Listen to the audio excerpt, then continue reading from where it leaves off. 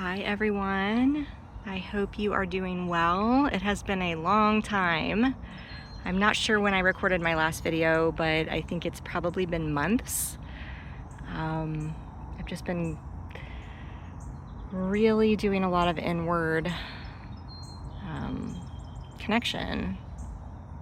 I've also been very busy, but it's just been, things have been very, very strange. I'm sitting under my favorite tree right now. Haven't been here in months either. So I'm actually just back from being away for about 3 weeks. I was out west in Colorado, and then I was in Japan and South Korea, and it was just absolutely amazing. But it just feels very strange to be back here, especially with the shifts and the changes that are happening in the world. It's really crazy. I've talked about this many times, and if you're on the spiritual path, you probably are familiar with signs and synchronicities. So crazy synchronicity when I pulled up here this evening. I had my classic rock playlist on, and the Twilight Zone song came on by Golden Earring. If you're not familiar with it, it's a great hairband type song, and it's not a very common one. It's not like, Def Leppard, Bon Jovi. It's not one that you hear that often. And I literally got out of my car. I walked, past 3 cars to come in here, and a guy was sitting in his car blasting, you can probably guess it, the Twilight Zone song. And I'm like, okay, there's a message here, right? So we'll get to that in a moment, but I just want to come on here and talk about the energies here, because we have a lot going on. There was quite a while where we didn't have any planets in retrograde, or there was maybe just, one planet in retrograde. We now have, I think it's Pluto, Saturn, and Neptune in retrograde. Mercury is about to go retrograde. Chiron is about to go retrograde. We also have the full moon in Capricorn happening tomorrow. Depending on where you are, it may be happening now. So July 10th is when that energy starts. So you may have already noticed that you're having some people from the past either actually return in your life, or just references to them may return unexpectedly. You may find, an old photograph, or an email may resurface, or somebody may mention them, just something like that. You may hear a song that reminds you of them. But just know that these things are coming up for us to face and to heal. And I know that's a common theme with retrogrades, but there's a much deeper purpose to it. Because as this card, and the Twilight Zone, right? I literally was imagining this card when I brought this deck with me, and that's the card I pulled out. I shuffled before I got on camera, obviously, and Between Worlds. Literally, now more than ever, things feel very strange. For example, I ran an errand before I came here, so I was at the store, and I'll be honest, as crazy as my life is, a lot of times I do just, order things for delivery, groceries for delivery and things like that, and I don't go out. But I was out, and it was just bizarre. It wasn't that crowded, which I guess, it's a weeknight, and it's summer, and a lot of people are on vacation, so a lot of people might not be shopping out. But it's just bizarre to be in sort of this observer state, or to walk around and do like normal things when the world is not normal right now. And another thing I've been getting inundated with are animal totems, specifically rabbits and deer. Even when I was in Japan, we happened to go to this island. We wanted to see this gate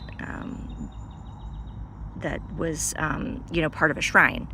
And we had no idea it was Deer Island. It was known as Deer Island. And so there were these wild deer on a beach, but they were very much, friendly with humans, and wanting to be around humans and get fed. So I got to pet a deer. And I had a deer run out in front of me Saturday when I was driving, and it's like typically that's a fall type of thing that happens, a fall or winter, not now. And then when I got here, I was guided just to walk around a corner that I'd not been to before, and I thought, well, there's nothing around here, you know, that's strange. And guess what? There was a rabbit and a deer standing staring at me when I walked around the corner. So I was like, okay, there's clearly a message here, right? So don't ignore those types of things when they keep happening to you. When you start to tap in to these signs and synchronicities, it helps you connect, right, to this other world, right, this higher realm. And it can help bring sanity and peace when you start to get messages and they resonate. So I looked up, you know, deer obviously is a totem, rabbits. I know, of course, rabbits are new beginnings, fertility, but deer also are too. They're about regeneration because of the way that the male deer, you know, shed their antlers every year.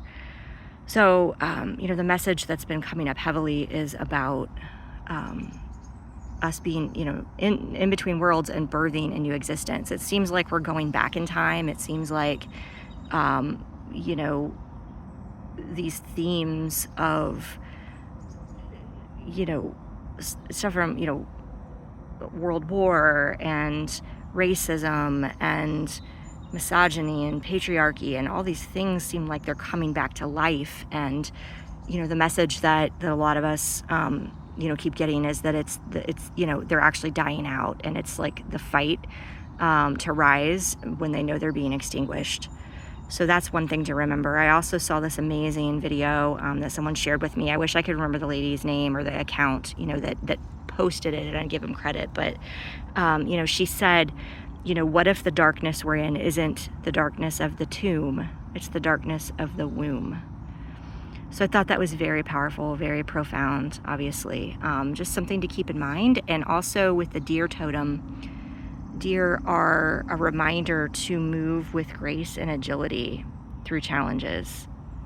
So, you know, being a microcosm in the larger collective, the more that we can keep ourselves balanced, the more that we can move with grace through challenges, the more that we can stay balanced and stay in a, you know, the observer state, the easier it is to balance out the darkness that's out there. And the more that you can bring laughter into your day, I know that sounds crazy, but laughter is one of the most powerful antidotes to darkness.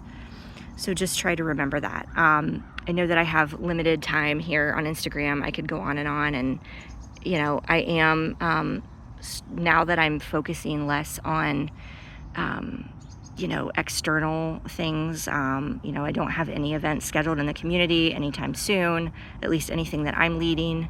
You know, I'm hoping to get back to recording videos and posts and doing more guidance, because I know that that's something that, you know, it's cathartic for me, I know, but, you know, I've had people say that, you know, it is something that helps them. So before I drop here, I will pull a card for the full moon tomorrow and probably do a post on it. The answers you need are coming. Full moon in Gemini, that's interesting. Now obviously this is the full moon in Capricorn. I don't know if we have a full moon in Gemini coming up, something we'll have to check into. But just the answers you need are coming. And one thing I would say, Capricorn energy is very much, you know, workaholic, driven, you know, not wanting to feel things. And so I think this energy is about surrendering to stillness and letting go of the need to constantly be busy and go and have this drive and not feel, right? Being in the observer state is important, but also not suppressing your emotions is important. So as the retrogrades stir up these energies and things that, you know, need to come up for healing, just make sure that you have the time, that you make the time to honor and feel and release those things, right?